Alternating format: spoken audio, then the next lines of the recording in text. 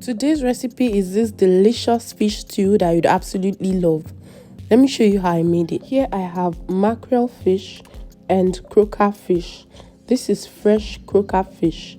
I have cleaned it to perfection and I also allowed it to drain in the basket for about an hour for ease of frying. Next, I'm going to season this with this seasoning mixture right here. I'm using chicken bouillon, smoked paprika, ginger powder, garlic powder, and onion powder. I'm going to pour this over the fish until every part of the fish gets coated. I'm pre-seasoning it right now because I want the fish to be super tasty and I'm not using the strongest of flavors, just what to enhance the taste of the stew. So I'm going to rub it on until every part of the fish gets coated. If you look very well, you will see that I removed the eyes of the fish. That is because I don't want the oil to splatter. I've just set it aside so that it's a marinade while I continue to prepare the rest of the ingredients. I have habanero pepper, bell peppers, long pointed peppers, and onions. I'll set this onion aside and chop it using my mini chopper to fry the oil. When the time comes, you'll see how I'm going to use it. I'm using canned Roma tomatoes. You guys, if you have fresh tomatoes, use it. This Roma tomato is the best I have found so far. I absolutely love it. So I'm going to add everything to the blender. As you can see, I have cleaned the peppers. If you are in Nigeria, the pepper mixture you want to be using is tatashe and shombo instead of these sweet bell peppers. Right here, we don't have those, so this is what we always use. The sweet bell peppers and the pointed peppers. So I'm going to add the rest of the onions as well, and then I'll blend it smooth. You guys, I have a lot of recipes. You might want to check them out if this is your first time on my channel.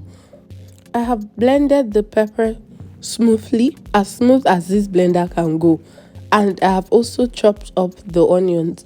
I like the combination of purple and white onions when I'm frying my oil. So next I'm going to fry this fish.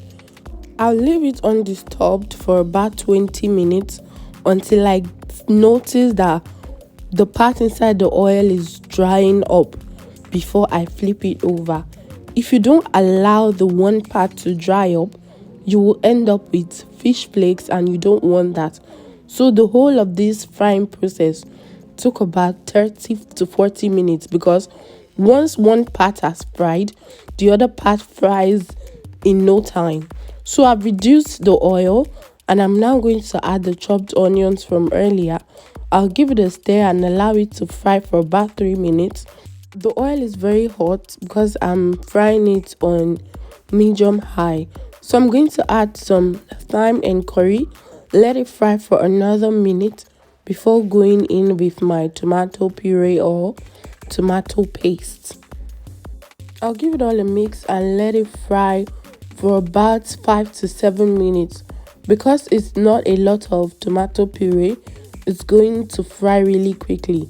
And how do you know your tomato puree is ready?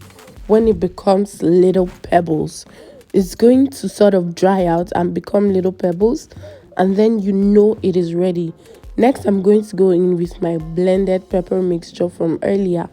In case you are wondering why I did not parboil this tomato mix, for me, I find it to be a total waste of time. Whether you parboil it or not, your stew is still going to come out really nice, unless of course you're trying to reduce the amount of time you want to spend frying your pepper. But let me just tell you the truth, it is still going to add up in the end, and this way is faster unless you want to fry it like guguru. I'm going to cover this with my splatter guard and let it fry for about 30 minutes, but I will be there keeping an eye on it to ensure it doesn't burn. Just because I covered it does not mean I've not been stirring it at intervals. You guys, you want to stir it at short intervals so it doesn't burn. I don't want it to fry and become completely dry because I need the moisture to hydrate the fish. If you let it dry up completely, you still need to add water to hydrate the fish. You don't want your fish to come out super dry. You want it succulent and tasty. So I added meat stock as well. If you don't have meat stock, you can use water, but the meat stock will enhance the flavor of your stew. So if you have it, kindly use it. You can use either beef stock or chicken stock, but in this case, actually use a mixture of both. I'll gently scoop some of the stew onto the fish, especially the part that cannot get into the stew, and then sort of shake it up. I'm not about to start mixing it. Like I mentioned earlier, I don't want to end up with fish flake stew. I'm going to cover this and let it cook for about 10 minutes on low heat because this stew is done at this point. And for me, I must give you a hint. This stew is best prepared ahead because you want to take it up the heat and allow the fish to soak up all the juices it can get from the stew and let it release its own juices back into the stew. So if, for example, you want to serve this at noon, you should totally make it in the morning for best results. It doesn't mean you cannot have it like this. If you have not liked this video yet, please hit the like button and also subscribe to my channel because I'll be dropping more amazing recipes. And you guys, this was how I served my family and we all enjoyed it. See you in my next video. Bye.